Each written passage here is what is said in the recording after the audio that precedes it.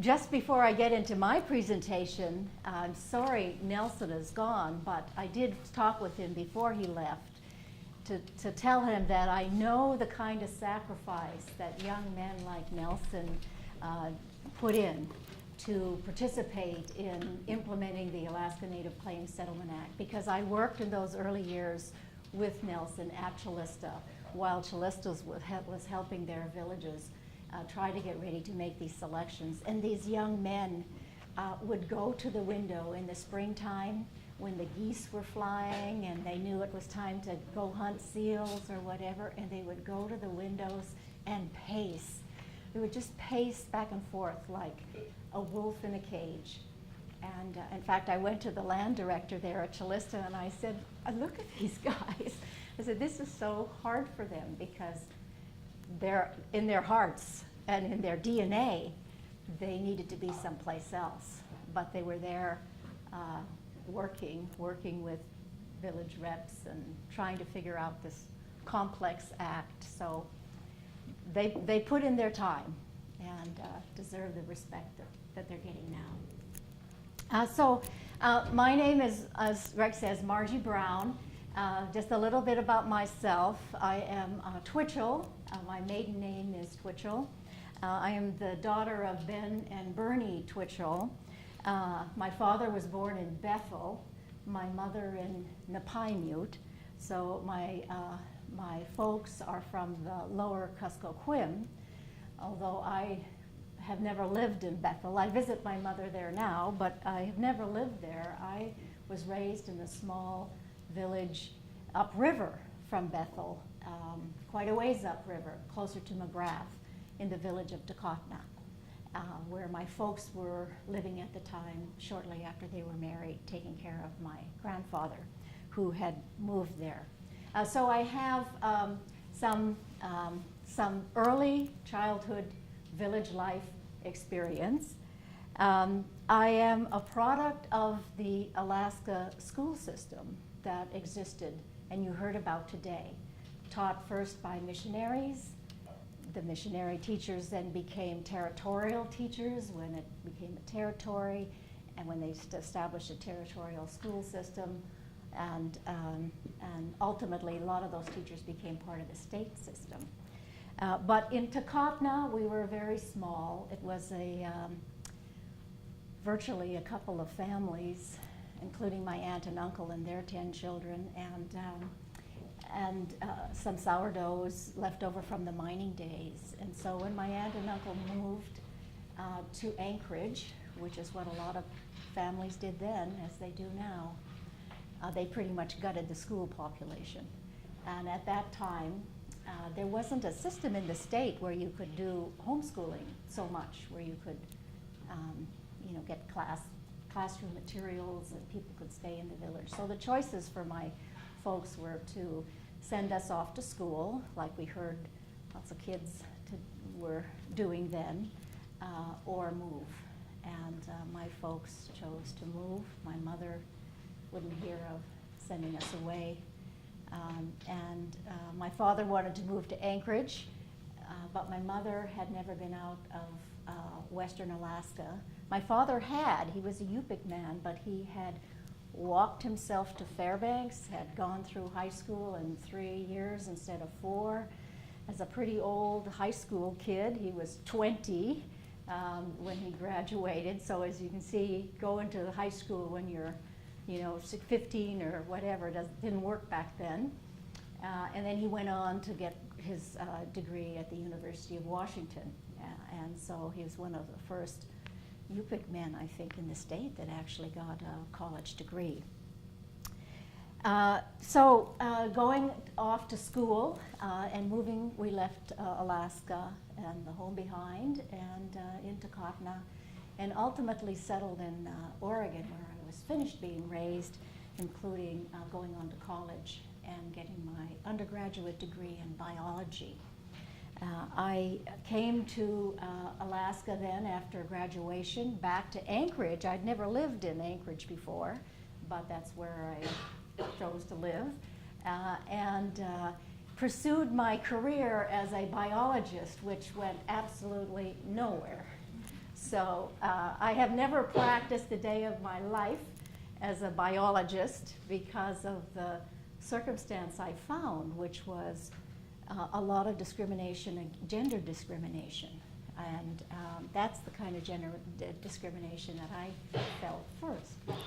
Because at that time, to be a professional biologist, you worked with the Department of Fish and Game or the United States Fish and Wildlife Service. They both had policies that required that entry-level positions be in the field. That's, you know, the way it should be, but they also had a policy that they would not allow women to go in the field with men. And therefore, there were no professional women in the ranks. That discouraged me, and unlike Willie, I was so busy taking biology and chemistry classes that I barely learned to type. And so when I went job hunting, I went and I finally gave up on the government job. I went to an employment agency and asked if they could assist me in finding a job, and asked how many words a minute I typed, and I told them like 20, and they looked at me and said, with my newly minted biology degree, that I didn't really have employable skills, which was a little disheartening. So I went back to the Fish and Wildlife gentleman who had befriended me and told him the story, and he said, there is this reindeer program going on in Chilista, and you're from Chilista, your family is reindeer herders. I didn't tell you about my mother's side of my family. My mother's is Sami.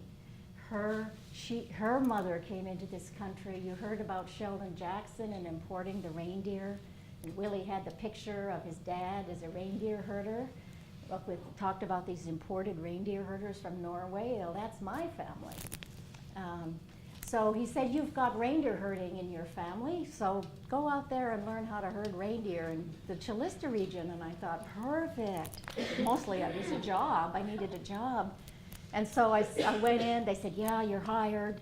And I went I was like, come back in 2 weeks and start your job. And so I did. And when I got to Chilista, of course, that program was gone. The reindeer herder was gone. And there was nothing about reindeer herding at all going to be in my future. But the land manager said, we really need some help. We have got this huge job. We have all of these land selections to make, and we have to do it by December of 1974, and we have 56 villages that do not know how to make these selections, even what these selections mean. So by all means, you have a job, don't go away, but you're going to be an ANCSA land manager. And that is how I stumbled into a career that has just been a blessing. I mean, there is something to be said about having your mind open to opportunity when you don't expect it, but there's an awful lot to be said for being in the right place at the right time. And I was in the right place at the right time to get in on the ground floor and start working with this new concept, this Alaska Native Claims Settlement Act. I was enrolled to SERI, so that part wasn't new to me, but this whole idea that it could be my life's work and my life's passion was new to me. So I do really feel blessed, and we heard that from Willie and Nelson too. That this idea of being, first of all, a very young person, but being on the ground floor at something. I think I told someone that's sitting in the side of the room, it was just amazing that the state that you see now, the lands that you see who owns what, and the way you look at the ownership in Alaska and Alaska lands, that was all carved up in the 70s and the 80s. And that will really be virtually unchanged into the future. It's just too hard to do land exchanges. People have got their stakes in the ground now, but it wasn't the case. And it seemed like lands were sort of up for grabs. And it was very, very young people who participated. in the regional corporations, in the village corporations, at the government level, state level, young people, younger than yourselves, young people who actually participated. And for myself, if I had, at 24, I was helping Chalista make its selections, but at 26, I was guiding Siri's land selection process. And I think now, if I had known how significant that would be and how important that would be to Siri and all of its shareholders, you know, perhaps I would have had a little bit more trepidation, but you know, we didn't know it was impossible. And just like Willie said about the Claims Act, we just didn't know that we were just too young to be doing this. We just didn't know. And so we weren't frightened of it, and we just, you know, went pell-mell and had to deal with negotiating with the feds and the state and all sorts of folks at an age that was really quite remarkable when you look back at it. The pictures are great. Margie has some pictures that she had in her office, and you know, I'm a little bit younger, but my take on it was, look at these hippie kids Yeah. making all these selections on land. Yeah, I had guys had long hair, big sideburns. And the one picture that I have of me and Kirk McGee, who is my, you know, land selection partner at Siri, you will never see again, because there was not a computer on our desk. Computers had not arrived yet, so no computers. And he's sitting there smoking a cigarette. And so, you know, smoking in the office and no computers, and it's like, you're never going to see that again. In fact, I remember when computers first started coming available at a purse for your desk, a lot of us went to the Siri management at that time and asked, do we have these computers? And we were told, no, if you're a manager, you don't get a computer, because you would just be sitting at your desk working at this computer, and a manager doesn't do that. A manager gets up and walks around, doesn't sit at your desk and work on your computer. So there were some of us that had to wait a long time to get our first computer.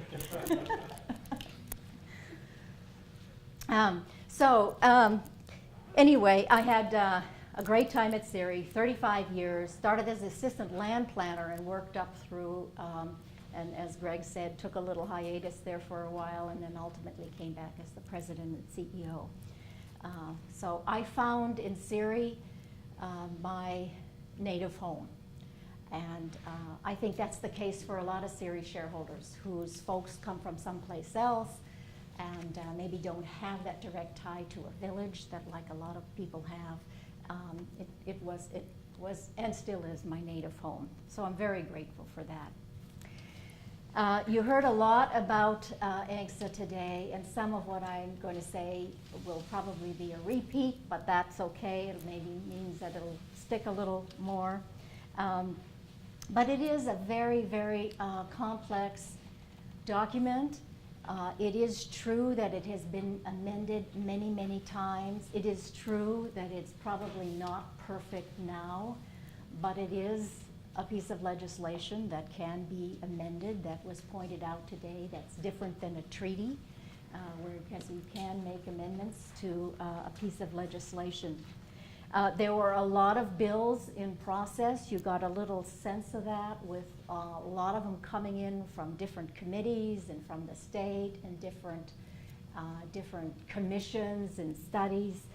Most of the big pieces, of course, were how much land. There were some that are as little as 100,000. There were some that were 60 million acres. How much cash. We heard from Byron Malott when he gave the presentation that Willie gave that they were reaching for the stars when they said 100 million, and of course, you know, ultimately it became nearly $1 billion, and one of the proposals was for $1 billion. The amount of revenue sharing, how much of the states take for royalties that the natives would get, whether that's in perpetuity, whether you get it at all, whether it was time limited, all of those were in flux.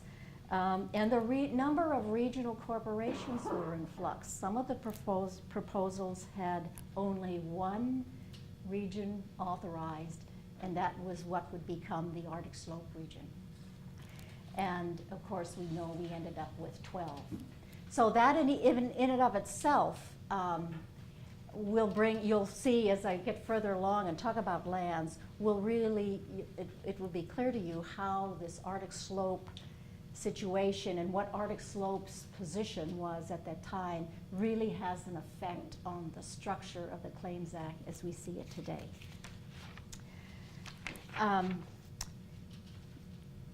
As I said, there were various proposals. One that had this one that just only Arctic Slope would be authorized, and then there would be a couple of statewide sort of social service organizations. There were ultimately they were decided to be 12, and what I learned today from Willie is how that actually happened, and I kind of went past pretty quickly, but I was listening to him say that they were able to establish these associations because that's what they could do. They were kind of in a nonprofit association. And the Act, when you read the Act, it'll list all these associations. And those associations really did take in the regional boundaries of traditional territories. Nelson spoke to that. People with the same language, I think is what he used. Well, those were to be traditional territories. And ultimately, it is those 12 associations, and as they embody the traditional territories of the lands that were used by that particular culture, that got transferred into the regional corporations. So it's not sort of helter-skelter.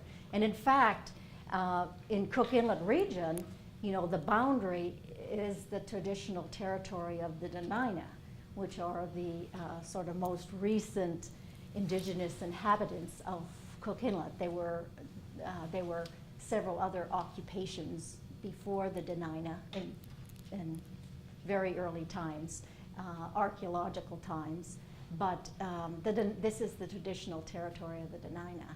And that was not recognized by a lot of people because Anchorage was a melting pot. So people, for instance, Arctic Slope actually opposed the creation of CIRI because they thought it was just a melting pot of Alaska Natives from all over the place and that they could all also enroll back to their regions. Not recognizing that, of course, there are the Dena'ina here and there is a traditional territory for the Dena'ina. So ultimately, CIRI did prevail in becoming a region and becoming one of the 12. I think I got up and made the point earlier that this corporate form sort of flowed from these associations into the Act, and that we got the corporate form proposed pretty early. What I also learned today from Willie is that his view that there wasn't a lot of discussion around this form, although I do see in some materials that it is attributed to the Alaska Native leadership that they did not like the trust form that in the reservation system in the lower 48. I think people looked, I mean, sure, Congress probably felt that too, but I think the Native leadership looked at that and all of the troubles that were happening in the reservation system and wanted to have more self-determination.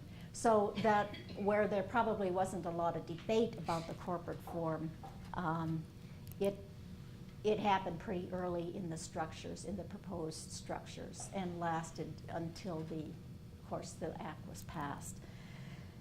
Some Native leaders have described that as being not such a difficult concept for them to explain to people. I know we have had, and I know personally, the difficulty in explaining how a board of directors works and all of that. But you also hear Native leaders at the time say it wasn't that foreign because they were used to working together collectively to advance the interests of their group, and that they use that model of being able to work collectively to transcribe basically to the corporate form, because that ultimately is what a corporate form does too. It's a way for people to work together collectively. And so with that kind of translation, I think it sort of, it went through with not too much difficulty. So to get to the actual land itself, we heard it today, this is a land settlement. And so I would also say that because it is a land settlement, so much effort was made in those early years by the Native leadership to actually get the land. Negotiating was one thing, but as we know, or as I know, you can undo with legislation, with regulation, what Congress intended in its legislation. The crafting of the regulation is where it's all at. It's where it's all at. And if any of you are in the process or in the future are working on developing regulations for an act that has been passed, particularly a complex act, you gotta watch the regulation, because it's so, and we're seeing that with subsistence. It's so easy to undo the Congress's intent by regulation. And I would say that at least for the first decade of existence of these regional corporations and village corporations, and for some like CIRI, 2 decades, almost all of the energy and the brain power of this Alaska Native leadership was focused like a laser light on the land and getting the title to the land. And we heard that over and over from Willie this morning. We were all about the land and trying to at least protect the land and do the best we could with the moment that we had and the choices that we had. And so I think when I look at some of those early starts, some of the Native corporations, you know, they all made questionable or bad investments. They all learned their lessons the hard way as far as, you know, business opportunities. CIRI is no exception. I think a lot of that has to do with the fact that there was so much energy and focus on land. And it's also true that the whole corporate structure being legislative is an oddity. So like if I invented a smartphone, I would go, okay, now how do I make some money with this? Oh, okay, I think I'll form a corporation, and I will use that corporate form to build my product and market my product and distribute my product. So I know what that corporation is supposed to do. Well, if you read the act, it says for profit. These corporations are organized for profit under the corporate codes of the state of Alaska. But it doesn't say what to do. I mean, it doesn't say build a widget, build a smartphone, be an engineering company, you know, whatever. Tourism, go into tourism, get some ships. You know, it doesn't say any of that. It says go forth and be a corporation.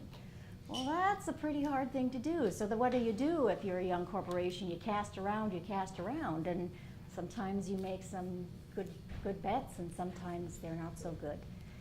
And that's a difficult way to grow up. And I talked at CIRI. You know, CIRI is, you know, like 42, 3 years old. What should CIRI do in its next 43 years? You know, maybe it's time to sort of focus. Maybe it's time to pick the 2 or 3 things that we are going to do and do best and do those. But we're still very diversified, and a lot of corporations have a lot of things going on out there. And that is a product, a little bit, this idea that you just go be a corporation without the focus of actually building a corporate model the way most everybody else in America does. So I think that was a little bit of the issues in the early years. There were 44 million acres of land that were to be distributed as part of the land entitlement. And we also heard about the $962.5 million. But it was really about land. And there is in the Act this structure, which is regional corporations, 12, and we know kind of how they came to be, based on traditional territories and associations that were formed to encompass those traditional territories. And then there was a series of 200 plus named villages. Now, it was understood that some of them might not be eligible, but that was sort of the starting point. And some have been denied along the way. But there were this other organization of village corporations. And they were to receive, of the 44 million, the villages were to receive collectively 22 million acres of that 44. But it was to be the surface estate only. And the subsurface of those lands, for the most part, unless they were in refuges, in which case the region had to go in lieu, and it's probably more complexity than you need. But theoretically, under the village corporations would be the regional corporations taking the subsurface.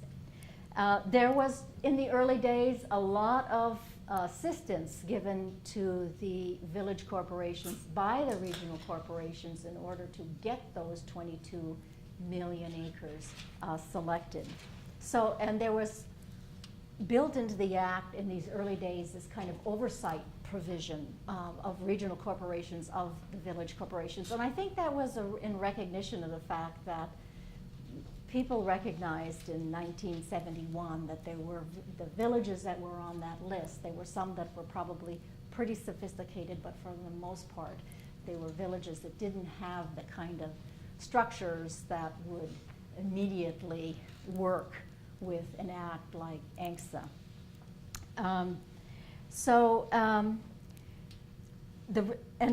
Then there would be regional corporations, the 12, and they would get subsurface estate under the villages, and some of them would get their own entitlement.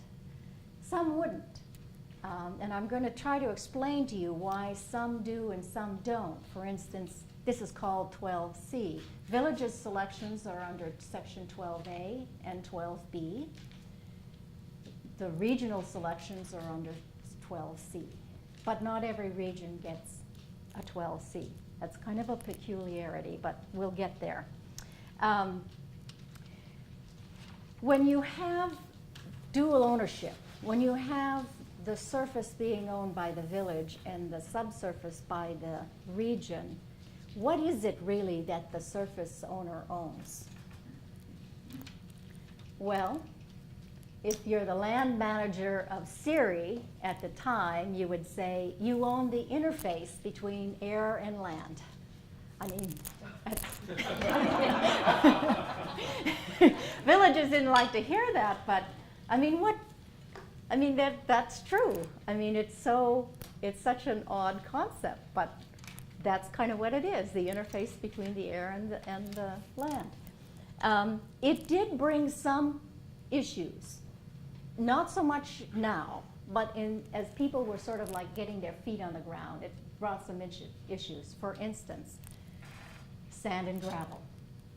Sand and gravel is, under the Claims Act, is a subsurface resource. It happens not to be the case for the state of Alaska on its lands. On its lands, sand and gravel is surface. So you can see right there was like confusion. And then there was so many needs by village corporations to access their sand and gravel that there all, very early on became requests to build roads, develop subdivisions or whatever. And the villages would be dealing basically with the regions. And the regions are then, of course, since it's a subsurface resource, under Section I, which I will describe in a little bit, which is the revenue sharing provision, those resources needed to be shared. So they couldn't just be given away. So that was really awkward. It's not that the regions wanted to be difficult to deal with, but it's like if you have one obligation here and you want to do something here and then they never mix, that's difficult. That has sort of gone by the by because, as we know, ANCSA can be amended, and it's turned out that, and Section 7I agreement can be amended, and the one instance where it has been is that it has converted sand and gravel to a surface or to a non-shareable resource, which has allowed regions and villages to come together much better and deal with their this particular problem. So villages were to select lands by December, their first round, 12A, by December 1974. So the act passed in December 1971. So in 3 years, the villages would have to get themselves stood up as a corporation and get in the position to actually make a selection and get that into BLM in 3 years, December 18th, 1974, which is a very, very short time. Regional corporations got up and got stood up right away, mainly I think because they had these associations already. So they had a lot of leadership already sitting on these nonprofit associations, and they just kind of converted to the corporate model. So most of the regions were up and incorporated in the next year. SERI got incorporated on June 8th, 1972. So, I mean, it took them 6 months. And so, regional corporations got up and going pretty darn fast. It was not the case so much with village corporations. Was it Cook Inlet Native Association that turned into SERI? Yeah, yeah. And Arctic Slope, it was Arctic Slope Regional Association. In Chilista, it was ABCP, the Alaska Association of Village Presidents or something. Each of the regions had their own association, and those morphed into corporate form once they got their directors, etc. So 1974, December 1974 came pretty fast for village corporations. Most of them, I think all of them, got their selections in time, most of them with the help of their regional corporations. I know that Senator Stevens at that time was prepared to extend the deadline. He just felt that it was just, given the knowledge that he had of the situation in Village, Alaska, that there would be some villages just would not make it. But as it turns out, they all did, including Chilista. Chilista had the Chilista villages had a double difficult time because one of the things that you get from the act is this withdrawal situation. So a village could select from its withdrawal. What is a withdrawal? For a village, it was its core township, where the village was located. Now, a township is 6 miles by 6 miles, that's a block, that's a township. So where the village is located, and then one township ring around that core township, and one more ring of townships around that ring. So here's your core, the next ring, the next ring. So they were to make their selections from that core. But if you're on the Kuskokwim River with 30 other villages, your withdrawals, you end up like this. And so there were these overlapping withdrawals everywhere in the Chilista region and other regions as well. And so the villages had to basically negotiate with each other to figure out how to make those selections so there wasn't a lot of overlap or there wasn't conflicting selections. and get that all sorted out and get that in. The strategy for most villages, I think, was just what we heard today. Traditional use and occupancy. And so many of our villages are located along rivers, and of course they wanted lands along those rivers. So, you know, where there would be game, where they would have, you know, berry picking, where they had their fish camps. So the village strategy was very much get the lands that we care so much about because we think that's what we need to survive and we need to continue our subsistence. Regions, of course, had a little different strategy because they were getting a subsurface estate for their own lands where they got 12C, but also under village corporations. So their strategy was a little bit more like, now where can the resources be? Do I think there could be mineral potential? Do I think there could be oil and gas potential? Do I think, you know, and so there was this little bit of a difference in strategy on what it is you actually go for in your selections. As it turns out, the Chilista villages went in just on time, and the region that seemed to have the most problem was Siri, and had so many problems that they ended up being basically doing a selection pattern that ultimately BLM didn't approve, even though BLM had said that's the way to do it. They ended up basically being tied in knots with the Department of Interior over the validity of their selections that actually only just got resolved last year. So, and their problem, of course, had to do a lot with not so much overlapping withdrawals, but so many of them were in a deficiency withdrawal. If you didn't have enough land within your 12A and 12B withdrawal, there were deficiency withdrawals that were set aside for selections. And the villages all went in there together, made their selections in kind of a nice pattern, checkerboard pattern, which ultimately was denied by BLM, and Siri had to step in and try to fix it all. Don't ever take BLM's job. That's what I'd say. Don't ever take BLM's job if you don't have to. Siri did that on behalf of its villages and had to basically pursue litigation towards the Department of Interior for years, decades, before it ultimately got resolved. So I think most village corporations now are approaching getting their full entitlements after 40 years. Probably about time. Yeah. The easy conveyances have largely been made, and I think the ones that are left are the hard ones to make. Regional corporations, they had, as I said, a little different strategy.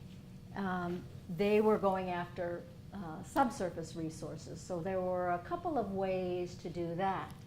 One was the Doyon approach. Select everything in a massive over-selection, and then go about doing a little exploration before you have to relinquish. So you check around and say, oh yeah, okay, well I can get rid of that, but I should keep this. I mean, it was annoying to BLM, but there wasn't anything to say that they couldn't do that. So, and BLM was so slow in making conveyances that Doyon had plenty of time to go out there and kind of look around and peek under the bush and say, well, do I want this one or do I want that one? So that over-selection thing, got to be kind of a real issue with BLM because everybody thought, oh, that's a great idea. So Siri did that too. We just selected the entire region, every township in the region. Now, those kind of selections probably in their face when BLM, if they ever got to adjudicate them, would just throw them out as not being valid. But it took them a while to get there. So. Yeah.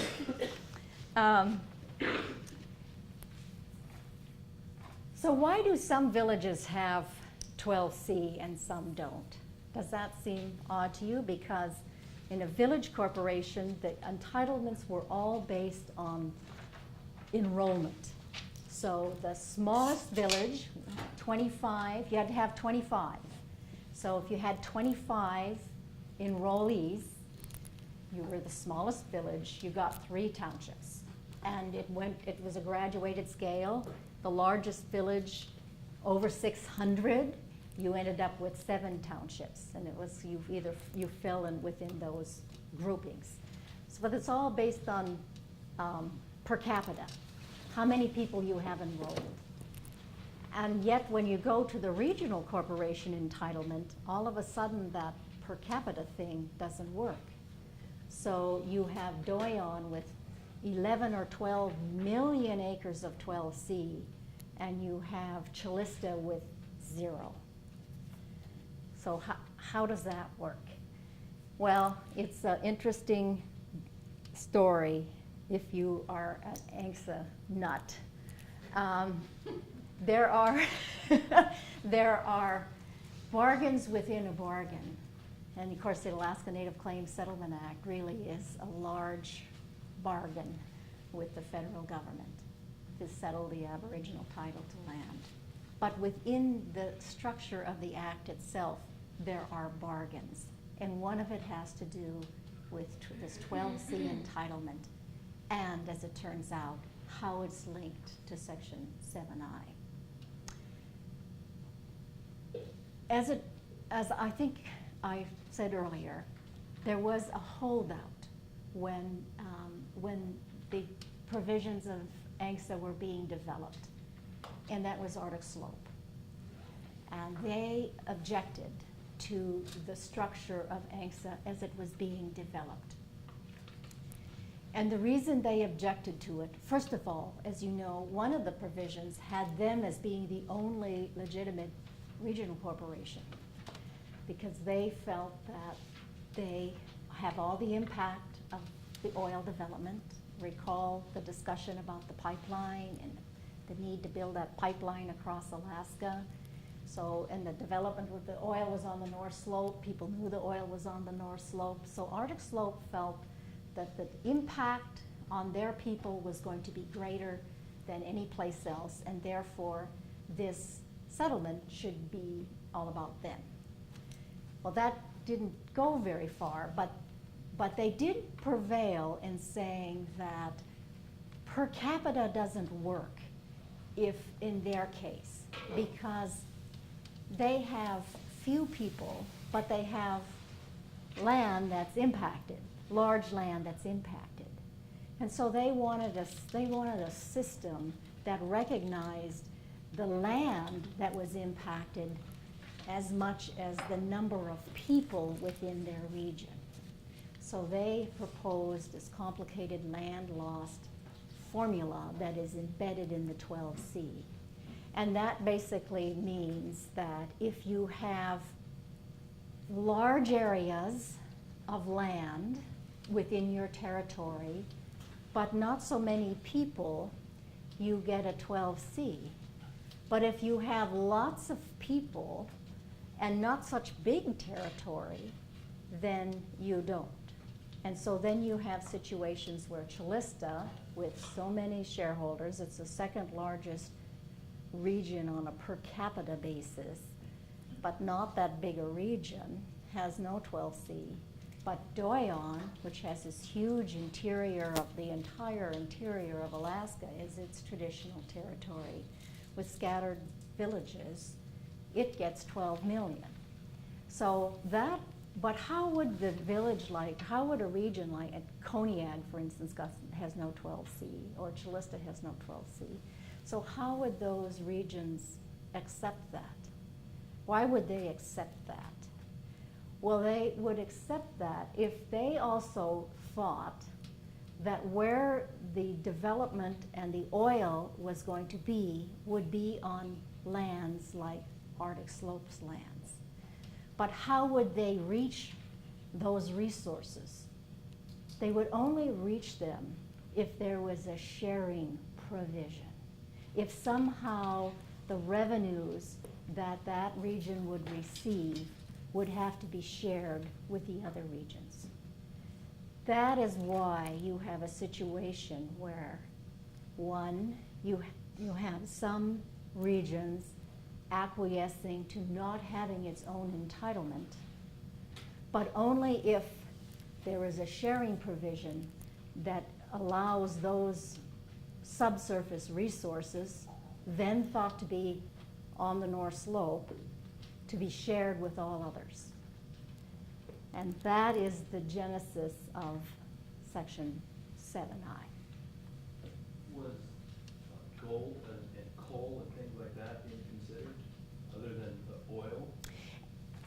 Yes, but people viewed, with the discovery of Prudhoe and the state put its lands out for lease, and they got like $900 million in bonus money, and it just was so overwhelming, the amount of wealth that could happen with oil, that people were very concerned that since oil is not uniformly placed around the earth, you would have a situation of have and have-nots. And so, it's on everybody's mind, oil and the riches that it would provide the state. So the 7I talks about all subsurface resources and timber for regional corporations, if you're a regional corporation with timber, as being shareable. Because you had these regions in Southeast too, and everybody knew that, see Alaska and Chugach sitting there with all that timber, that needed to be a shareable resource too. Some of the original proposals had the sharing at about 50%.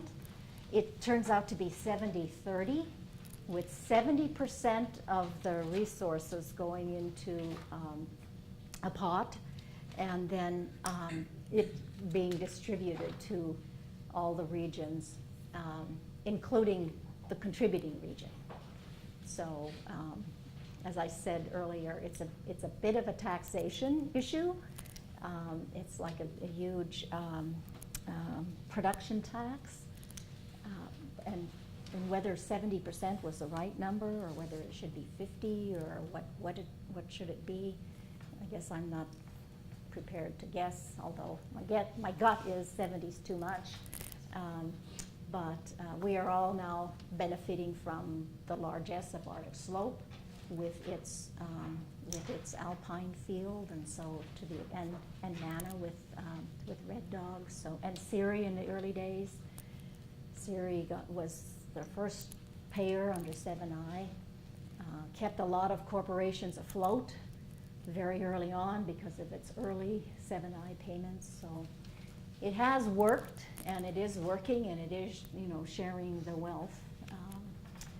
But it is, and its existence has been described as the most native part of the Alaska Native Claims Settlement Act. This sharing of the wealth.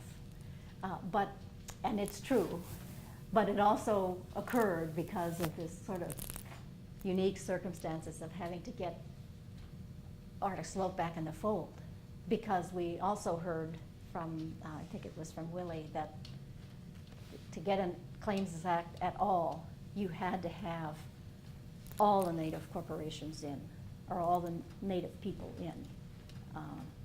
in the deal. And so it was important to get Arctic Slope back in. And this was the mechanism to get them in.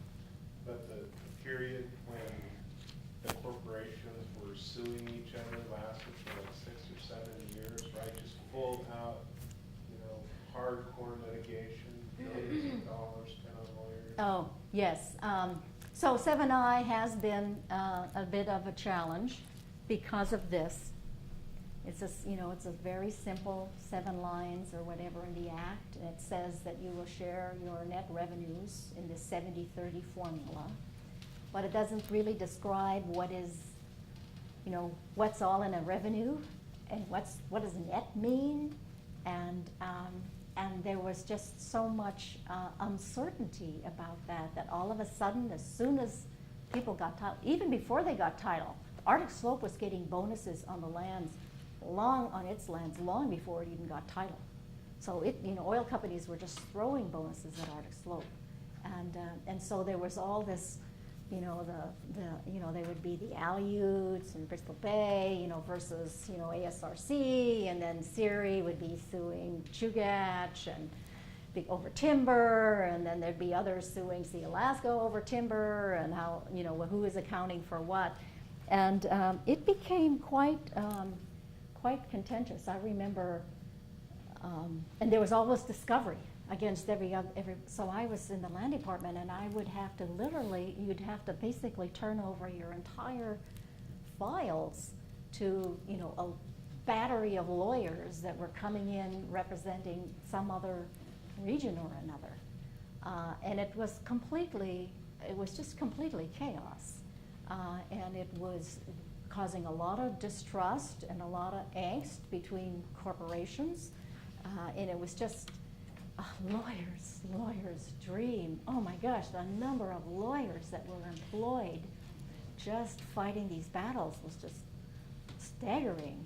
And so it is true that that's what the Native leadership did, the CEOs. They basically agreed to take themselves to Canada, the Warm Springs, Confederated Tribes of the Warm Springs. They have this great resort, Canada. They threw the lawyers out, and they took themselves down there, and they basically hashed out what the structure of what this 7I settlement agreement was to be.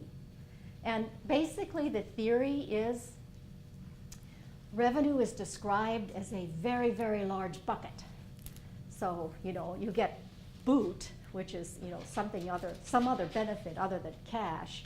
It goes in the revenue bucket. So revenue is described very, very large, and costs that you can deduct from that before you distribute your 7I resources is described very narrowly. That's basically the structure. And there are provisions to audit, to have the 7I annually audited.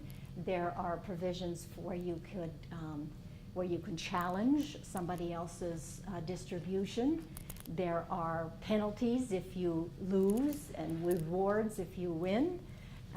And this 7 lines turned into over 100 pages of basically accounting treatment.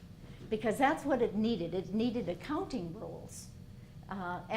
And it has worked in the sense that it's still in place. It's done in 1982, and it hasn't been disrupted. And it really cut in fact, I don't recall that there's really been any challenge against the distributions since it has been put in place. It's a two-part question. You said earlier that was sand and gravel reclassified through amendment to no longer be considered a subsurface? No longer to be considered shareable. Sorry? No longer considered to be a subsurface resource that needs to be shared. Okay, so you have to, Right. I would use this as an example for my question, or just say rock quarry, rock quarry, or maybe Nana and their zinc, for example. If they wanted to contribute, in kind to their region, their village, for a massive project, millions of dollars of market value of that natural resource, whatever it is, but it is subject to revenue sharing with other regions, and they chose to do it. Since revenue wasn't generated from that, they would then not be subject to that, or would they be subject to it based on the market value of that resource that is then lost and contributed to a project? That was the issue, yes. Because it has value, and even if you're giving it away. So you can't give it away without incurring a cost. To at least having some liability. Now, whether somebody would challenge you on that, I don't know, but there are places where the sand and gravel and rock is very, very valuable, like in the Siri region. So I always felt that it was more than just a hypothetical risk to just give it away to the villages without sharing. So the idea that you didn't have to share, to me, was a huge relief. And I think it has opened the way for lots of regions and their villages to come to some agreement, usually much more generous agreement from the regions now to their villages, because nobody wants to restrict work that needs to be done in a village or on village lands. I mean, it wasn't about that at all. It was just about what is the level of litigation risk that you undertake by not sharing. So to have it not shareable, it's great. And there are provisions in the Act where a region, if a region wanted to, the region still owns that. It didn't change the ownership. But if a region wants to go out and develop a quarry or something like that, depending on where it is in location to the village, there are provisions in the Act that actually require that there be some consultation and consent by the villages.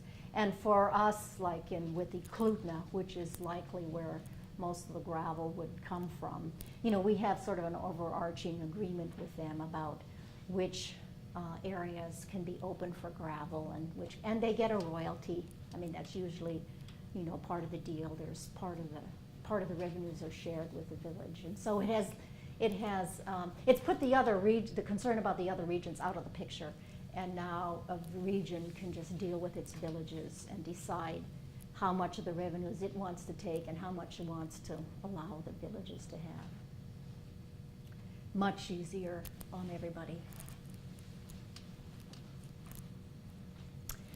You recall who were the heads of the corporations that sat in and made this whole thing, or do you remember names? Well, Roy was Ceres, and Byron, and who else would be? I don't know, Chris McNeil's gonna talk about it tomorrow too. I don't think he was CEO then. I don't think so. Because he was working. Yeah, I don't think so. Yeah, he was probably working for Byron. Yeah, I can't remember them all, but they would be people of like Roy Hundor's generation. I think Morris Thompson from going on, He'd be Oliver. or Jake Adams from Artislow.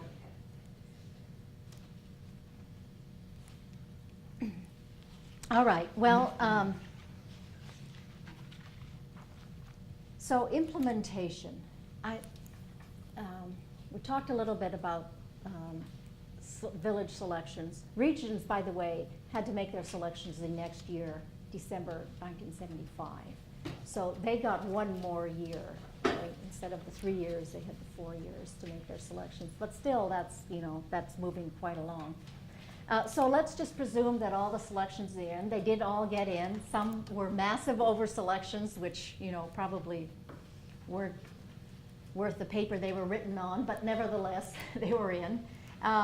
And so then BLM starts the process of grinding through the conveyances or the selections. And of course, BLM is a bit overwhelmed, as federal agencies tend to be, that Congress passed this huge, complex thing, and now basically the implementation of it all is on their doorstep here in Alaska. So they had some time getting themselves reorganized. They established sort of conveyance teams for each region, which was a real help, that you had a couple people that you knew, that every time you had to go down and deal with BLM would know you and would know your selections and know your issues. That was really helpful. And yet, when the wheels started grinding, there started to be some sort of what I call implementation issues.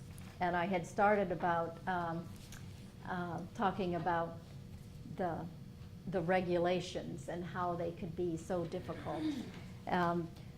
First of all, it became very clear that there needed to be some different terms used in conveyances that BLM had not used before. They had a thing where you, like if you had a mining claim, then you put in a claim for a patent, and 20 years, 30 years later, they would survey it and they'd spit out a patent.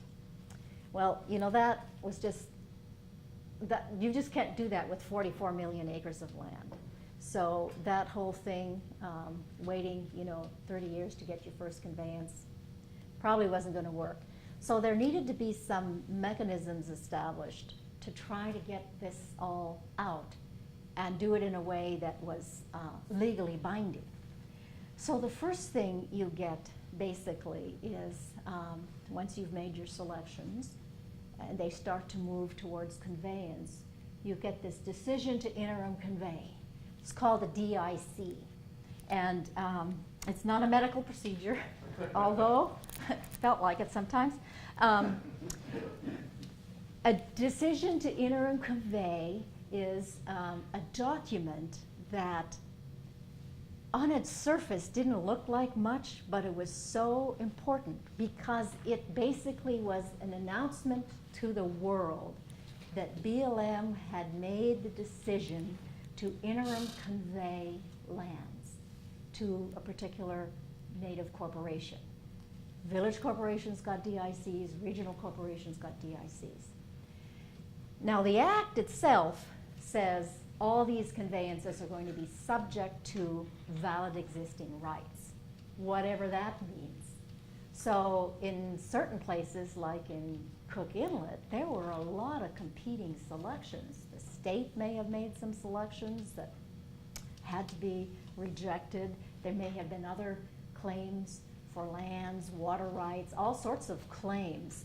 And this decision to interim convey would basically say, we are going to convey these lands to XYZ Native Corporation, and in doing so, we are denying the claims to, ABC. So there was a lot of study going on what is in the verbiage of these DICs, and whether these claims were valid, and they were things that should be withheld from conveyance. One of the things that went on there on the decision to interim convey were easements. There's a section in the Act, Section 17B, that talks about all these easements that are needed for to transverse what was public lands, now private. So you get a block of land going to a Native corporation. There's federal land here. There's federal land there. There needs to be a way to get through it.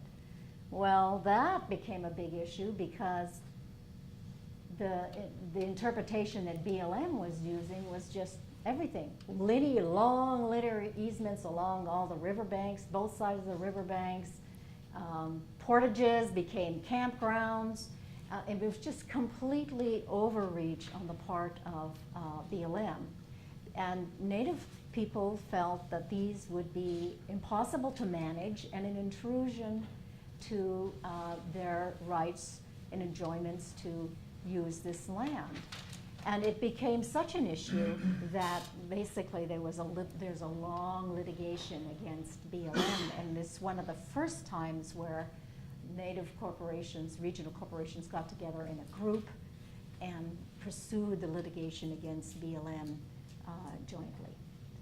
And so that ultimately got settled where it really truly now has to be going through land. You can't have campgrounds. You can get off and you could be there temporarily as you move through the trail. And so the whole thing was finally sorted out. We had to get legislation to decide how to deal with an interim conveyance. Because what is that? Is that, can you sell land that you have been interim conveyed?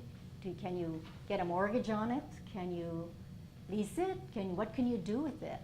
And so there was a federal law that said for Alaska Native corporations, an interim conveyance acts as a patent. Because patents, you don't get patents until lands are surveyed.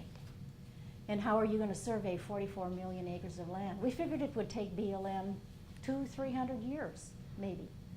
So there needed to be a mechanism to say transfer title short of waiting for the ultimate patent, because I think most Native selections aren't even patented to this day, but they're operating on ICs, on interim conveyances. We had problems with appeals on selections. If you have appeal with Department of Interior, you go to IBLA, the Interior Board of Land Appeals, but because there was so many acres, they established a new one, the Alaska Native Claims Appeal Board. Unfortunately, every decision that came out of there, we had to take to the Superior Court and win there. So it finally got to be such a problem that the decisions coming out of ANCAB were so adverse to Native corporations' interests that we finally had to kill ANCAB and get rid of it and deal with the Interior Board of Appeals or go straight to court. So those were kind of the struggles, some of the struggles as we tried to get conveyance. It was tough. How am I doing? You wanted to stop at 4:15 instead of 4:06. Okay, so now I would like to do one other thing, which is now link ANCSA with ANILCA. And I heard there was a question about ANILCA, and I think it's really important to know how the two are linked. When you talk about Alaska lands and you talk about Alaska Native lands, you know, there is a real link between ANCSA and ANILCA. The Alaska National Interest Lands Conservation Act, it is an amendment to ANCSA. It's the embodiment of Section 17D2 of ANCSA, where the Secretary was to go out and find 80 million acres of new conservation units to be added. What had happened was when ANCSA was passed, it was so encompassing that people, even land managers like Mike Smith, who was Assistant Commissioner of DNR, was just blown over by the sweep and the scope of what was happening, that many acres in play. And the environmentalists, they were like, whoa, if they're going to be carving up the state, we are going to get in on this too. And because they thought, something's going on up here and we're not going to be left out of the picture. And so their provision was 17D2. So they go off about to try to, you know, figure out this 80 million acres. Well, as things would have it, they had a very, very large appetite for even more lands than 80 million acres, and we heard it was over 100 million. But how to get those lands in ANILCA, and what kind of deal would that be? So I have heard it described as the 3 out of 4 rule, and that I think is really important to understand the complexity of ANILCA. The 3 out of the 4 rule is this: you got 4 stakeholders. I mean, principal stakeholders. I know we heard there were others, but the 4 in my mind were the state of Alaska, DOI, the environmental community, and AFN. And they had agreed that if 3 of the parties agreed to a provision, it would go into ANILCA. It only had to be 3 out of 4. So look at the dynamics. You would have the state opposing everything that DOI or the environmentalists would want, and that's only 2 votes. So you got the state with 1, the other with 2. Who's the swing vote? What is the swing vote? AFN, the Alaska Federation of Natives, this group that was formed to sort of work its political will on Congress, now is in the position of being the swing vote on this largest land conservation act in the country.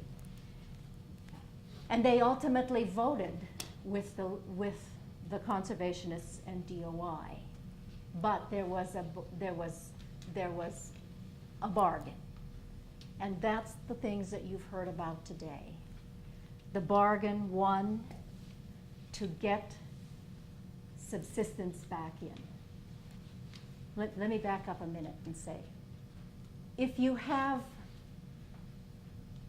a system like the lower 48, where you have like a Yellowstone, you have certain rules, or Glacier, you have National Park, you have certain rules. You have very small, discrete units, but very, very strict rules.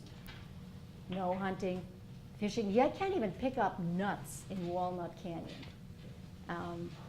And you can be, if you're a native, you could be condemned out of your land, like they did the Blackfoot in Glacier.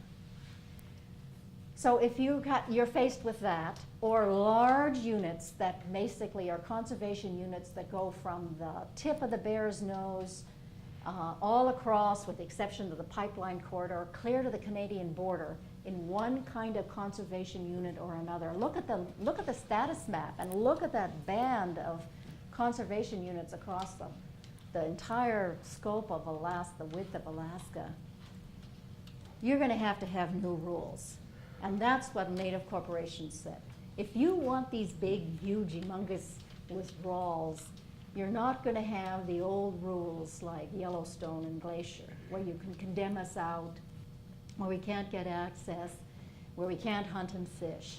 And so those are the part of the new rules. They got back what they could on subsistence. Not perfect, but as you heard, there was sort of a betrayal at the last minute in conference in ANCSA, where subsistence was stripped away on the promise that Congress and the state would take care of it. So they got back in law a provision on subsistence. No condemnation of native land. There's no condemnation. There's access rights, imperfect. Nelson says very imperfect. I'd have to agree with him, but Title 11 gives a procedure to get access across these. Economic benefits, Section 1306 and 1307 of ANELP is to give preference for economic benefits that come from these conservation units. So when I give talks to BLM and other people, federal agencies about ANELP and about this issue, I say, you know, there was part of the bargain. When they come up and they say, why do we have to deal with this subsistence? Well, you have to deal with it because that was part of the bargain. And what you got was the beauty of your, 140 million acres of conservation systems. And so it's always good to be a reminder and to remind folks in federal agencies that there are reasons that these rules are different here. There are reasons that they were set in law that way, and that they can't be and should not be ignored or weakened by either by regulation or ignoring the concepts that were put in place.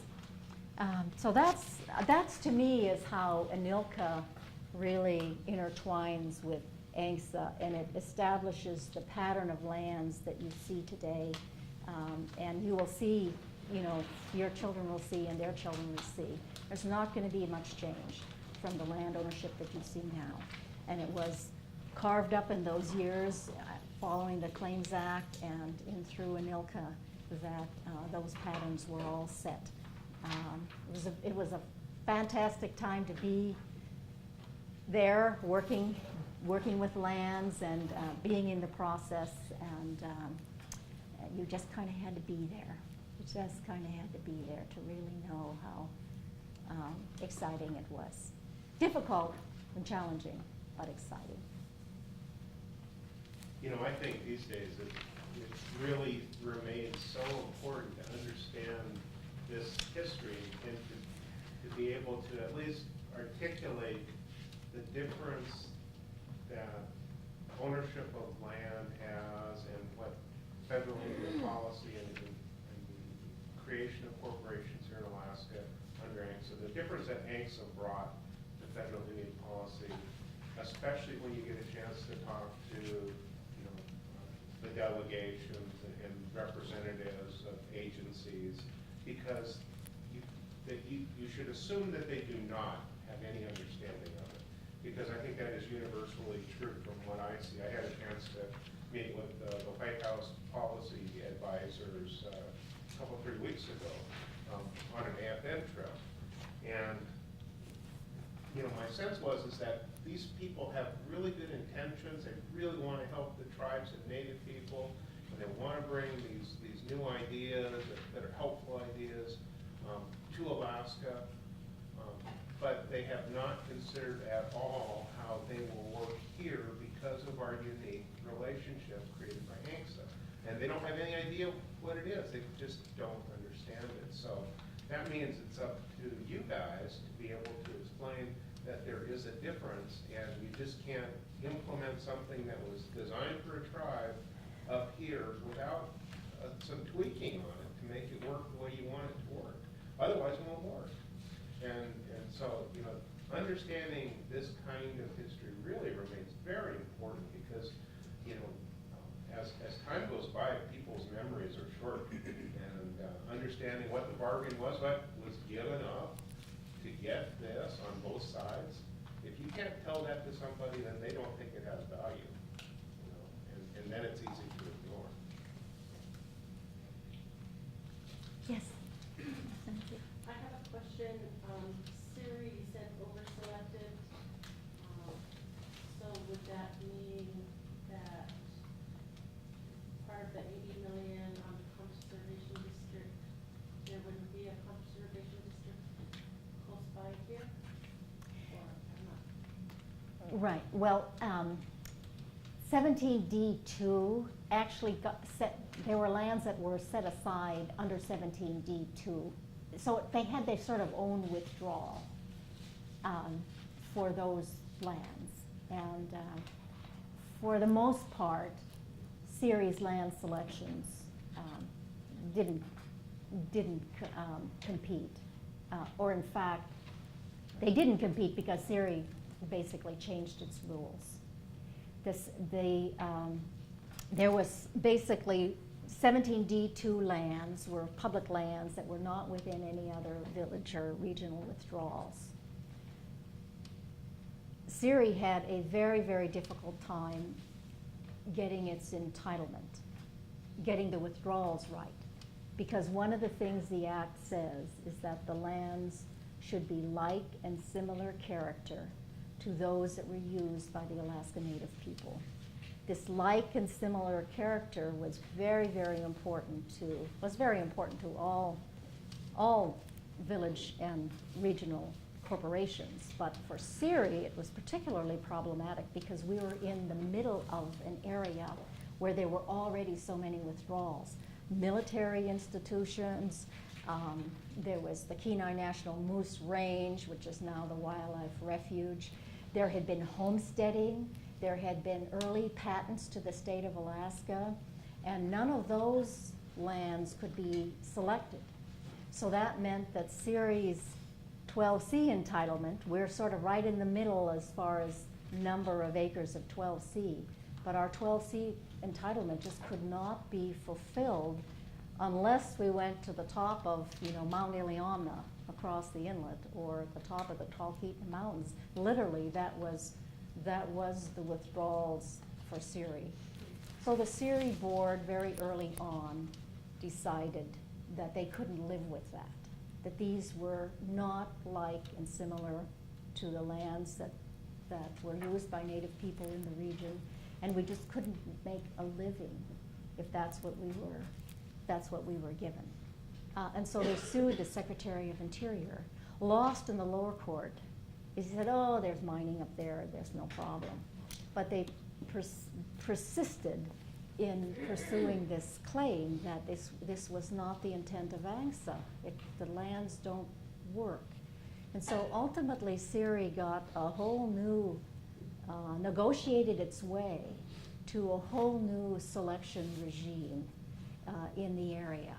And that allowed it to take the subsurface under the Kenai Wildlife Refuge, which we wouldn't have gotten otherwise. Allowed us to get 500,000 acres of state patented land, which we wouldn't have gotten otherwise.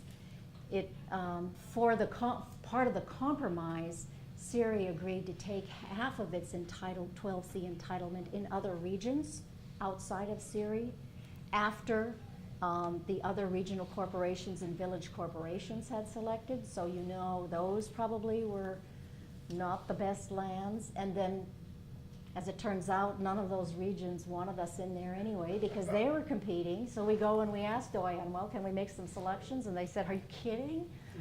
And you know, we got the whole world over selected and we don't know what we want, so we're not letting you in here. And so it was, even our neighboring regions where we were supposed to get this land were not happy with us having to do that. So what we did is we said, okay, fine, we'll convert these lands to a treasury account on a dollar value. And so we ended up with basically a big treasury account that we could go and acquire lands that are excess to federal needs. Not only just not in Alaska, but anywhere in the lower 48, well, lower 49, because we did end up with several parcels in Hawaii. But we ended up with parcels all over the country as part of this settlement of our entitlement, because we just could not get the lands that we needed within this region because there were so many already conveyed lands. So it ended up being the Cook Inland Land Exchange is what we call it. It's probably one of the largest land exchanges in the history of this country. It completely reshuffled Ceres entitlement, land entitlement. It was implemented in a very, very innovative way, being the implementer. I'll pat you on the back. We were able to go into under the nose of the state of Alaska and select the heart of the Kenai gas field. We got royalties from the Swanson River that people didn't think we were going to get. And it was those early oil and gas revenues that got distributed. They're all subject to Section 7I, but by 1980 we were paying out money. We found producers who were way underpaying royalties, and so the royalties that the state had been getting and the federal government had been getting was way less than they should have as a royalty owner. So we pursued the producers and got big back settlements for royalties that had been underpaid, all of which got shared with the other regions.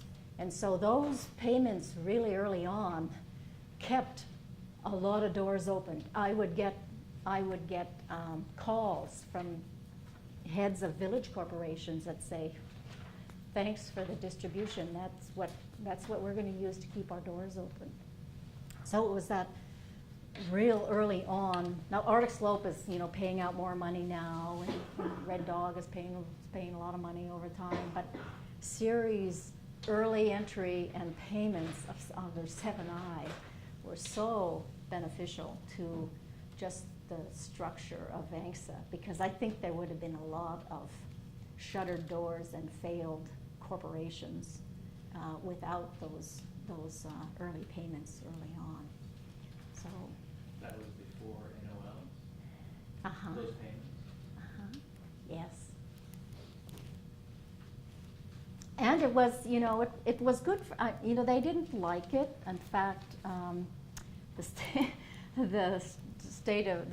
Commissioner of Natural Resources, when he discovered that the state had conveyed, using their own rules, they used their own rules to convey lands to us, and we followed those rules to a T.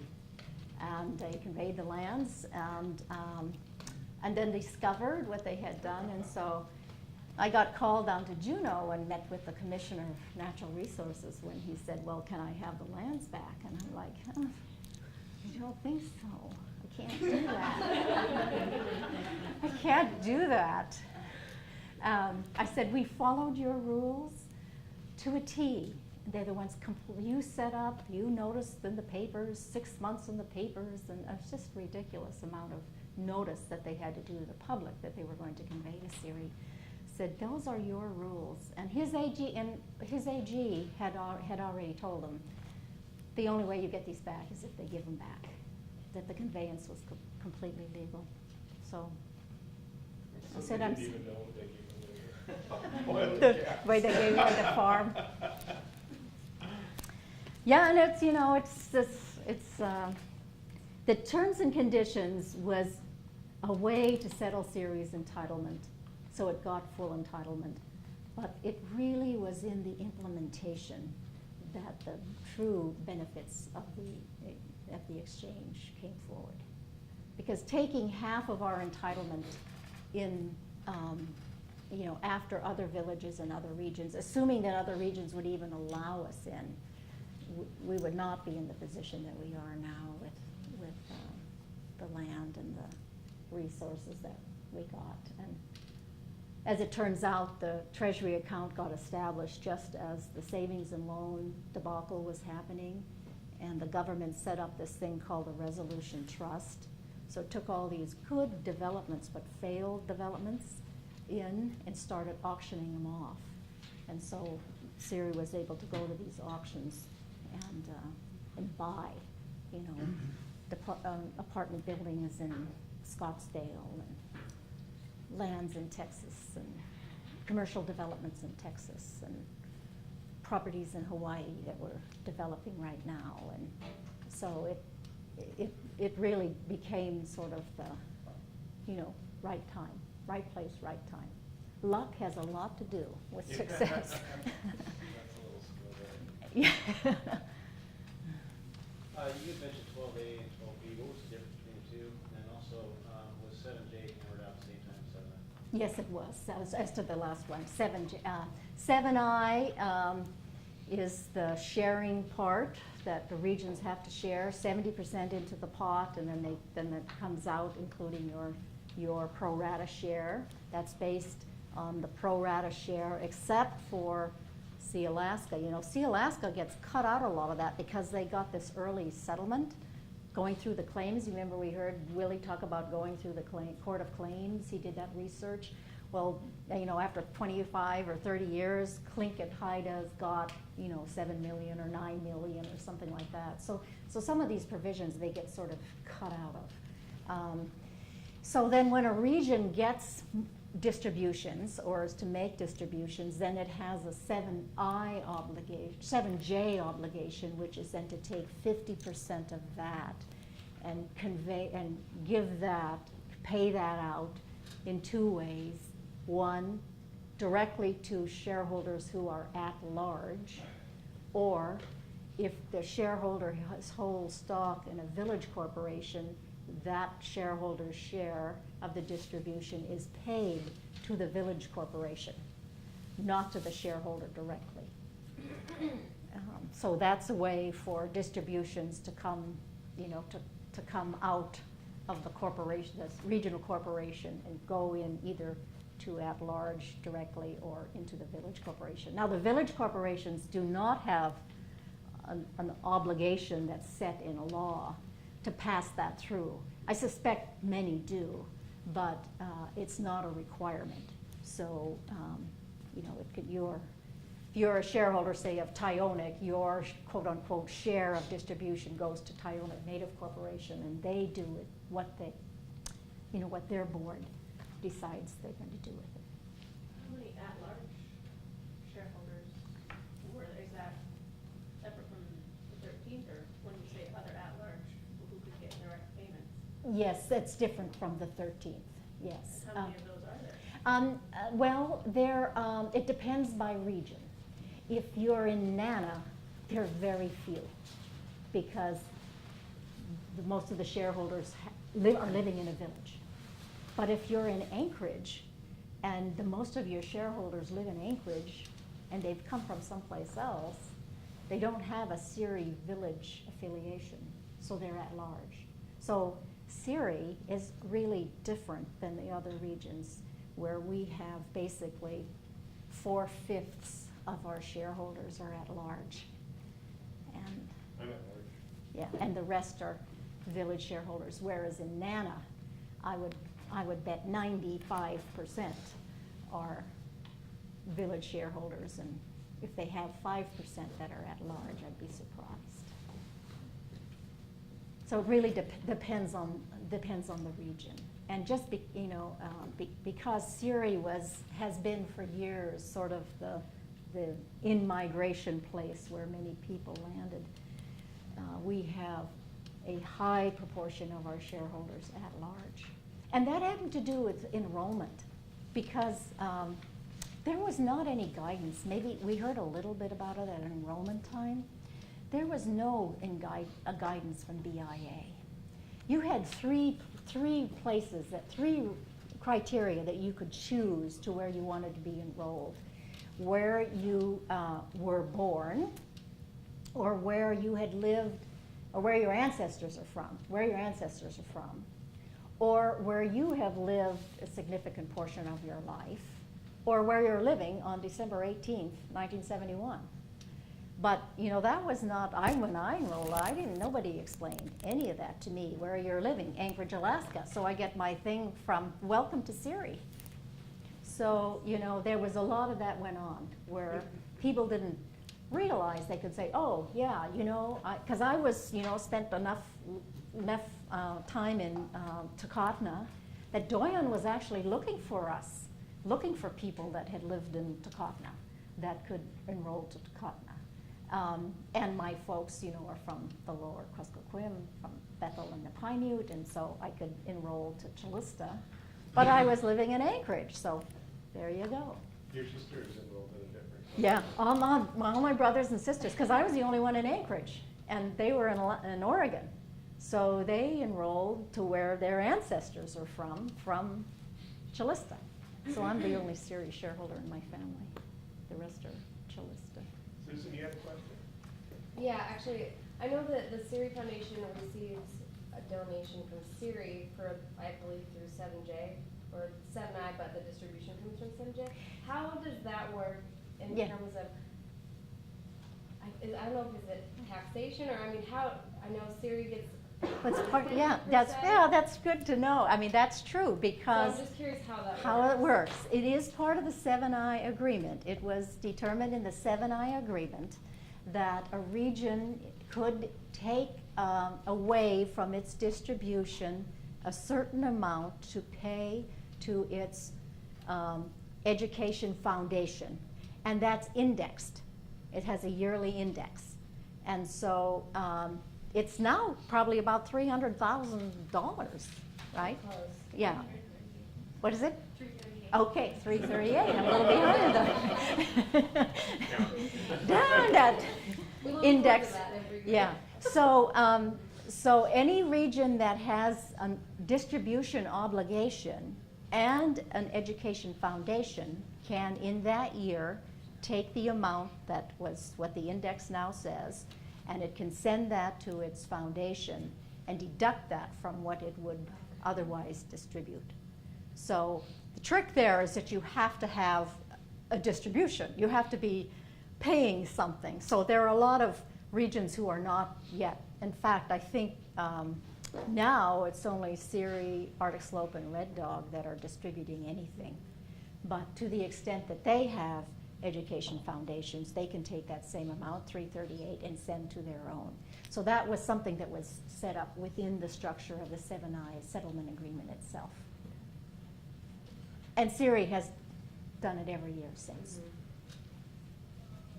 Plus endowing them. So what is the amount in the foundation now? I believe it's 56 million. 56 million in Siri's education foundation. Good. Other questions? You were all in groups. You must have had other questions. How much time passed during the enrollment period? How much time did the future shareholders have to choose their corporations?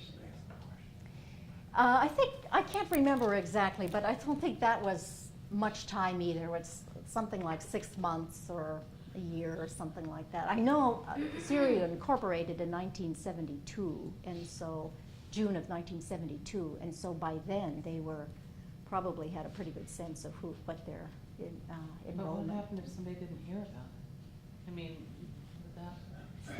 There were somewhere I read something like identified like 900 Alaska Natives that just missed it. There was at Siri, I know we had a few people from Kenai that got admitted later, but that actually took some kind of legislation. We have heard that there are regions now that are enrolling their children born after 1971. That is usually a different kind of stock. it's not the original enrollee stock, it's a different kind. Sometimes it's life estate, sometimes it's, but it doesn't adjust, say, the 7I distribution, or, you know, any of those sort of things that were set at the time of enrollment. So, and I understand that Siri is gonna go out for its survey now on how shareholders feel about that, because it really does make a difference on where you are in the distributions and your dividends. Because even in Arctic Slope, you know, they had made one decision to issue stock, and as soon as a child is born, that child gets stock, but they're burning through, because of the birth rate, they're burning through the amount of shares that have been allocated by the shareholders pretty quickly. And the shareholders have to agree to add shares that can be, you know, given to children. It's not something the board of directors can do. It is a shareholder decision. And so there was some question about when they get to that point, whether they will be able to do that again, whether the shareholders will authorize again. And what is the difference between the first time and now? They're paying dividends. And, you know, you can't grow, having been the head of a company, a pretty successful company, you just can't grow it faster than children come into this world without taking on enormous risk, which you really can't do. Because if you believe that the ANCSA is a multi-generational endeavor, then you have to have some, you can't just, you know, bet the bank on everything and get the kind of returns that you would need to keep ahead of the birth rate.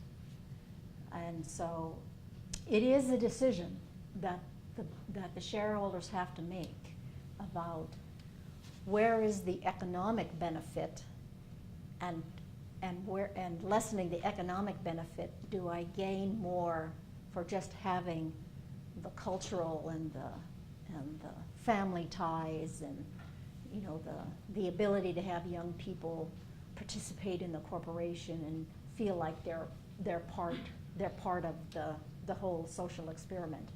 What is that value, and what is the economic value? And they have to make that judgment when they make that decision about whether they want to enroll. So it's very interesting, and it's why the regions that have done that do it kind of on a one-off. They have to think long and hard about that. And it does make a difference about where you are, I think, in the dividend paying. Series shareholders are very used to their dividends. Very, very used to them. I'm very used to their dividends. So they understand that. They understand dilution, shareholder dilution. How they respond in this next survey, it'll be interesting to see. Shereen? What happened to the before the land freeze, the selections of land that the state had already chosen? When the land freeze happened, did they have to start over, or did they retain those original selections? I think though they allowed them to be kept on the books, but what happened is when the Claims Act passed, the ability for, except for patented lands, the ability for the regional and village corporations to supersede those was embodied in ANCSA. So, They got some of that back? yeah, and there was a restriction on, you could get state-selected land without any restriction. You could select that if you were a villager corporation. If it was TA'd land, which stands for tentatively approved, which is the state's version of a DIC for Native corporations. That's what they got from BLM, tentative approval. So it's slightly shy of conveyance. Then a village corporation could select up to 69,120 acres of that kind of land. and, but no more than no more than that. So, but, you know, if it was just a state selection, and a village court, and it fell within a village withdrawal, a village had entitlement, they would supersede. Just out of curiosity, there was a land loss formula that you guys were Mhm. working on, and I'm just wondering what that formula was. Oh, I mean, I have no idea how they cooked that, but it's always pretty just complex. described. It wasn't just a simple formula. No, it wasn't, and it had to do with the number of people in the region and the number of acres within the region, and how they all cooked that, I don't. Hmm. It's just been described in the books as a complex land lost formula. And I know its basis, which is basically to allow, Arctic slope. Doyen was a beneficiary, but really the real focus was to allow Arctic slope to have more 12C, because people thought that's where the oil is going to be. But that would be fine if there was a 70-30 sharing. So that is why regions like Chilista and Aleut and Koniag really feel they gave up something for 7I. They are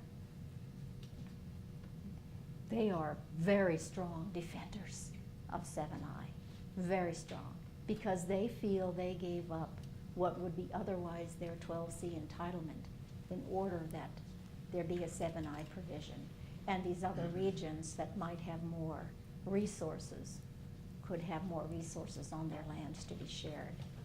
So when Arctic Slope did its exchange outside of the boundaries of 7I, you know, it's caused a lot of feathers to be ruffled, because there are regions who really, and they did, in a sense, give up what would have been their 12C entitlement for this revenue sharing and the ability to direct it to Arctic Slope. Assuming that the initial 7I distribution had never happened, and some of the corporations ended up closing their doors as a result, how do you think that would affect the current landscape with the corporations now? Well, for the most part, they would have had their selections in place, so they would just be dormant, and you know, whether there would be bankruptcies and whether there would be, you know, people who could come in and acquire these things in bankruptcy, I don't know.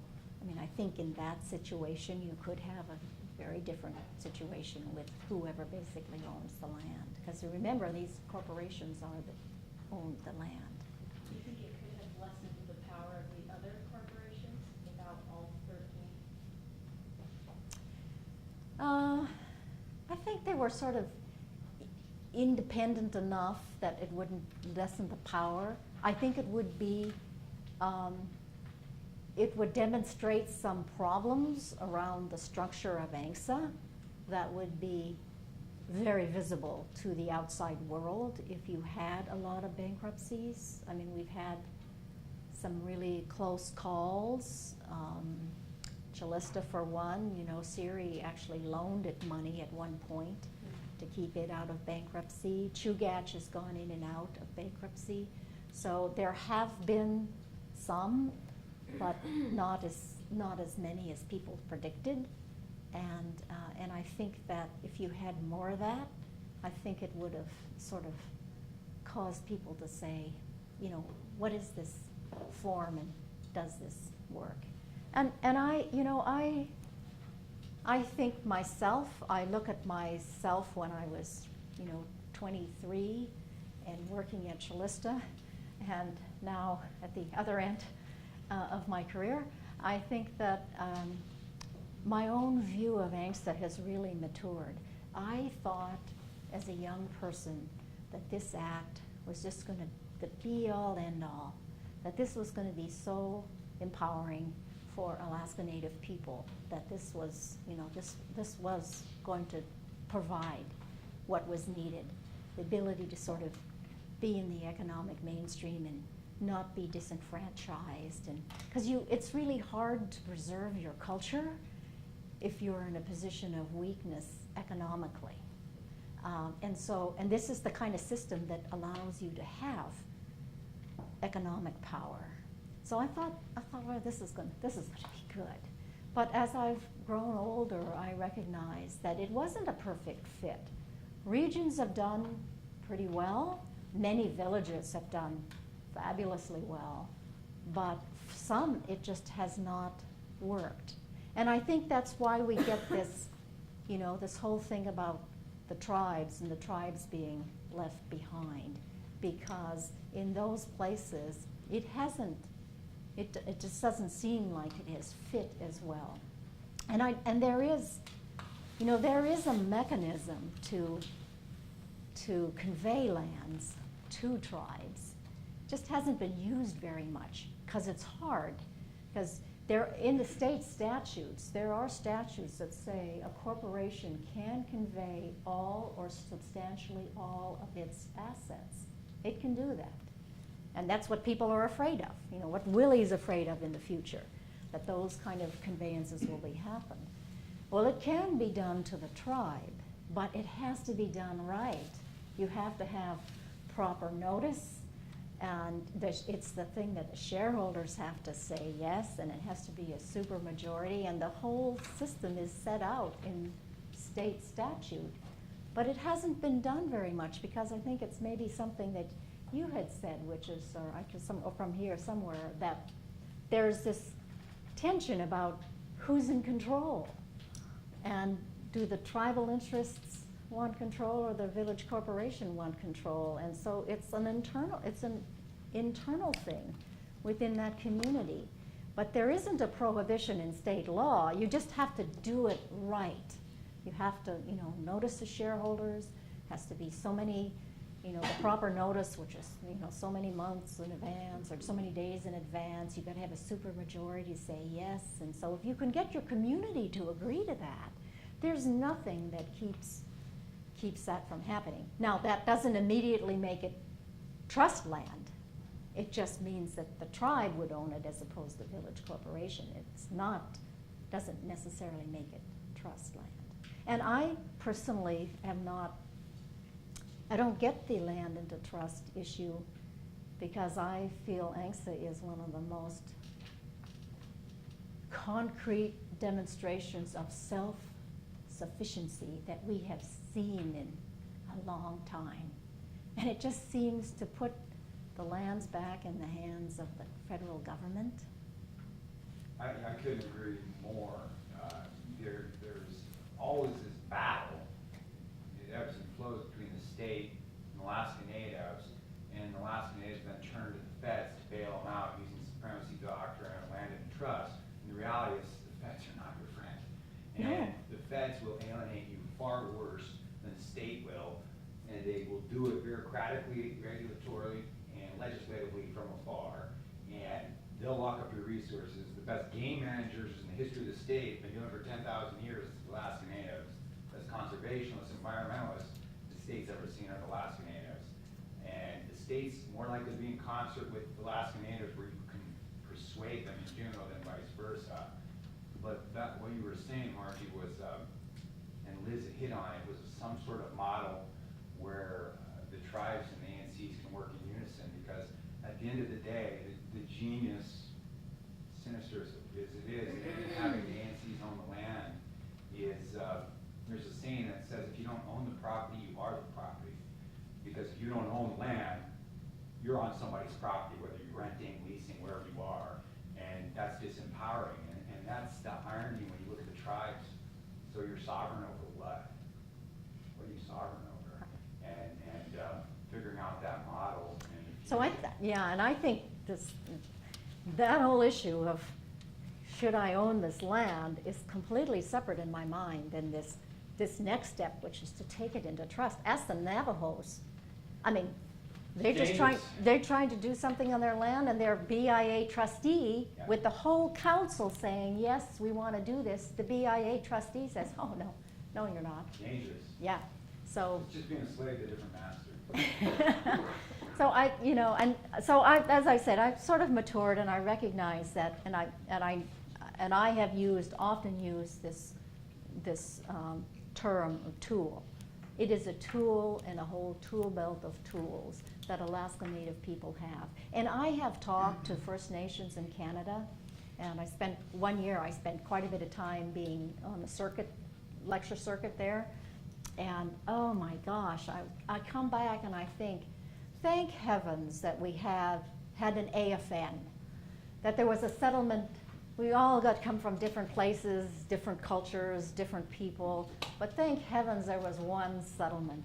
Because I look at the situation in Canada and I go, we don't want that. They have a very weak national government, very strong provincial governments. You have these tiny little bands of First Nations people who are trying to, here and there, negotiate with their provinces. Some are doing really well, and they have basically their own country, but most are so disenfranchised from what's going on in Canada. And they don't have a structure for making decisions. Some people said, how in the world can you make these decisions to, go forward, have a project, do something? And I said, well, we have a board of directors selected by shareholders, and the way corporations work is the board of directors considers, makes the decision, and then you know what? It speaks as one voice, and it has spoken for the company, and you've made a decision.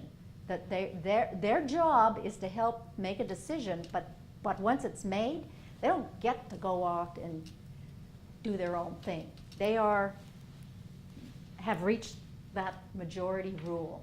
And there they don't have that. So you could have, she said she has one group of 12 little First Nations who are trying to, open a gravel pit or something, and they have 11 saying yes and one said no, and that's it. They can't do it. So it's just so completely different. And so every time I came back, I would go, thank heavens we had yeah, it's not perfect, and yeah, the tribes feel disenfranchised, and yeah, there could have been more land, and subsistence, they got betrayed in the end, and maybe it's not right, and oh my God, access is hard. But I think to myself, what a blessing that we have what we have in Alaska here to work with, to improve. I really loved it when somebody asked Willie a question, and he said, "It's your job. It's your, yeah, it's your job. Yeah, it is.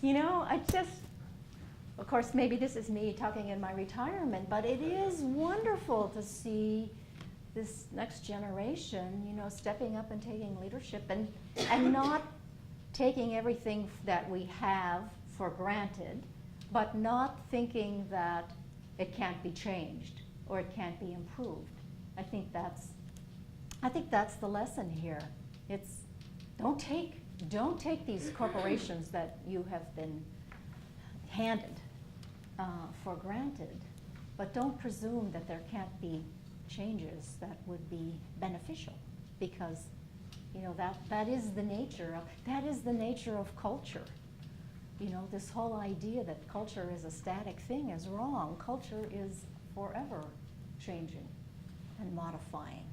And so in some ways, that's the challenge with this act, to take what we have and I don't let people begrudge the Willie Hensleys and the Byron Malotts, or to say they should have got this or they should have got that. I just don't let that be said to me without pushing back, because what a phenomenal thing that those young people did with very little experience. How politically astute were they with no experience?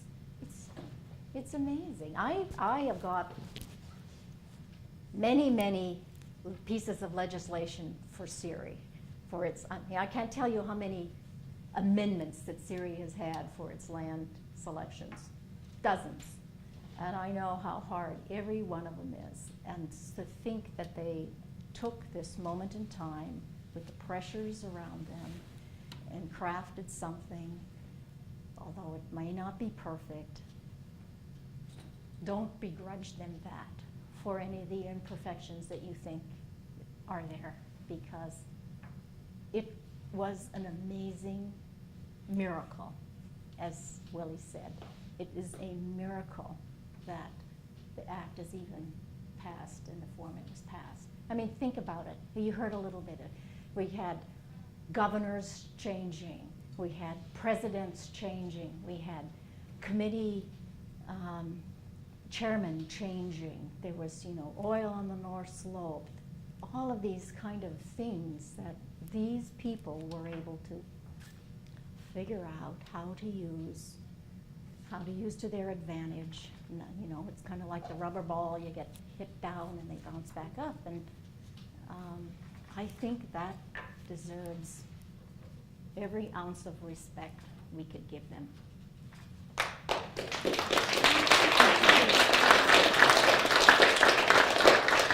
Margie, I'm not going to put you through anymore. Okay. It's been a long day, but we sure appreciate you spending time, and I appreciate it. Oh, you're welcome. Thank you very much, and Good luck in the rest of your sessions. it's been a great day, so Yeah. I appreciate it. Okay. We have our little token. Don't Watch everyone want you else to go away get empty-handed. All right. Thank you for Okay. your fabulous presentation. Oh. This is, of course, from Greg. Yeah, I'm gonna miss this year. Thank you. You bet, you bet. Yeah, yeah, you did. If you stick around for a little, I'll get you better charge of that one. I didn't really hope to get something. Okay. If you have any other questions, I'm happy to stay a bit. Carl, you have your hand up. I was just gonna ask, of the 100 million that was allocated for ANELP, was it, how do they figure out who the landowner was that predetermined based on where it was at, or? Yes, some of it was additions to already conservation. For instance, Denali got hugely expanded because, of course, there was the old Denali National Park. It stayed a national park, and everything around it became a national preserve. So it's a little different status, but it's still a conservation unit. And then there was a war room. There's, like 6 floors in the Department of Interior building, and then there's a secret 7th floor. And if you know how to go up to the 7th floor, there was a war room, and there was tables set out, big tables like this, all across the room with maps. And these agency people, and probably environmental people, would literally pore over these maps, and they would take a big felt marker, and they go, okay, this should be the Aniak-Chak Preserve, and they would just draw it around. And they just went over the state, and they had their big felt markers. Now, I don't know how many acres actually were in the width of a felt marker. But I said, do you have to make it like this wide? and so there was just a tremendous amount of study going on poring over maps, geographic maps of Alaska, which with each of these agencies basically picking their lands. And so if they were additions to Chugach National Forest, of course it'd be forest lands. We have these wild and scenic rivers. That was kind of a new thing. We didn't really have any of those in the state. So now we've got wild and scenic rivers. We have preserves. We have new parks. And then we have these vastly expanded refuges, because we didn't really have a lot of refuges, and they were pretty small. But now we have huge refuges, because as Nelson said, basically the entire western YK Delta is a refuge. Now, within that 22 million acres or 26 million acres, there are huge numbers of inholdings, village corporation inholdings, and even native allotments inholdings. So there are many, many inholdings within that refuge. But basically the agencies pretty much knew, and of course there's no timber out there, so it wouldn't be a forest, and it's not a national park, so clearly but it's all about birds and Kokachik Bay is the only place on the planet where the black brant nest and breed. So, there's, all sorts of birds, and we know the debate about Eisenbeck and the road. And so that's where the brant fly through. That's their flyway. And so all that stuff was pretty well known. And so the DOI and the Forest Service people and the conservationists basically had their say. And there were books put out for each proposed new edition, quite extensive. And they were similar to an EIS. And they said, okay, how about this for a boundary? How about this for a boundary? How about this for a boundary? And those all went out for public comment. And there's quite a series of those books. I'm sure they're in the resource library. What's that big book? Oh, yeah, I was going to tell you about this. You heard earlier that there were a lot of studies before the act was passed. And one of the in 1966, we have Udall doing his land freeze. And that caused, lots of consternation, lots of screaming, hollering. And so Senator Jackson decides, okay, he's going to go have a study done about how legit these Aboriginal claims are and what should this settlement be. And so he establishes this U.S. Federal Field Commission. And it produces a report which in its heart embodies what would become the Alaska Native Claims Settlement Act. This is the report right here. 1968, the U.S. Federal Field Commission report. If you ever see it in a used bookstore, buy it. It's just rare as hen's teeth. I got this one in a used bookstore in Arizona. They had no idea what it was, but I knew the minute I saw it. And it has in it several concepts that are just absolutely key as a conclusion. It has basically the conclusion that 96% of the resources in the state are used by Alaska Native people. Huge percentage. It also says that if there's a settlement in the 40 million acre range, that is not enough. That Alaska Native people will need to continue to use federal lands for subsistence purposes. And so there was talk about, putting the lands with tribal interests so they could protect subsistence. Well, that may be on those lands, but 40 million is not enough. And that's what this report says. And it also says that these are clearly legal Aboriginal claims that have not been extinguished. We heard about the Organic Act and how it disclaims that this is takes any title from any rights from Alaska Natives. The Treaty of Cession doesn't do the same. This concludes that those claims are legitimate and are to be dealt with by Congress. So it's a very significant report. It actually goes through all the regions. So Pictures of the regions in 1960. 68. So very early on there was this structure, and even Willie had his paper. Was talking about 40 million acres. So very early on, the number went from 100,000 to 40 million.